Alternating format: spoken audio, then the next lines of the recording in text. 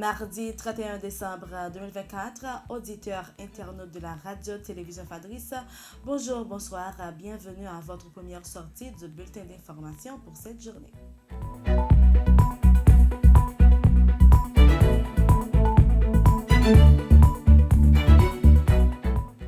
Le taux de référence calculé par la BRH pour ce 31 décembre 2024 est de 130,41 pour $1 américain.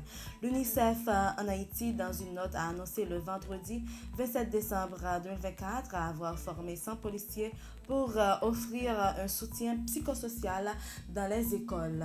Cette agence de l'ONU a précisé que la police, dans sa noble mission, joue un rôle crucial dans la protection des enfants ainsi que dans la préservation de leur bien-être.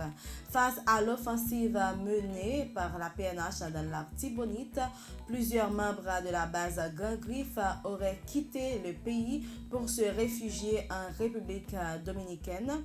L'un d'entre eux, Pharaoh Mackinson, arrêté dimanche dernier, a été lynché hier lundi par la population à Wanamet après son transfert en Haïti par les autorités dominicaines.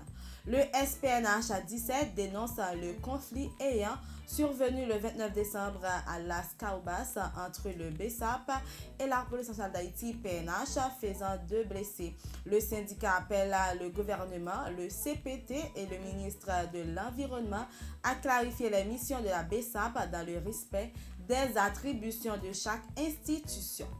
Dans une note publiée le samedi 28 décembre 2024, l'Association des médias de la Caraïbe condamne l'attaque des bandits de Vivre Ensemble contre l'hôpital de l'Université d'État d'Haïti lors de la tentative de réouverture de ce centre hospitalier. L'ACM appelle au respect des travailleurs de la presse qui, selon elle, sont les témoins de l'histoire.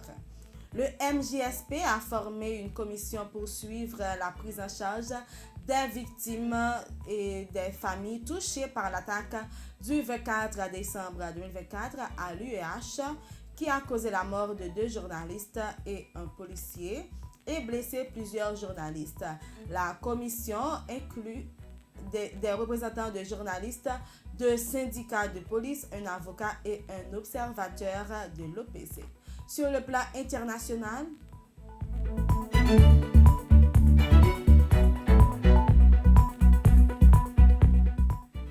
un tribunal sud-coréen a émis mardi 31 décembre un mandat d'arrêt contre le président déchu Yoon Suk Yeol pour le forcer à comparaître devant les enquêteurs qui veulent l'interroger sur sa tentative ratée d'imposer la loi martiale. Le président élu américain Donald Trump n'a pas obtenu gain de cause lundi en appel au tribunal fédéral civil de Manhattan. À New York, il devra bien payer 5 millions de dollars à l'autrice Elizabeth Jean Carroll qui l'avait agressé sexuellement dans les années 1990 et diffamé par la suite. Auditeurs internautes de la radio Fadris, c'est la fin de notre bulletin d'information. Merci de l'avoir suivi. C'était avec vous, Vanessa Cédouane.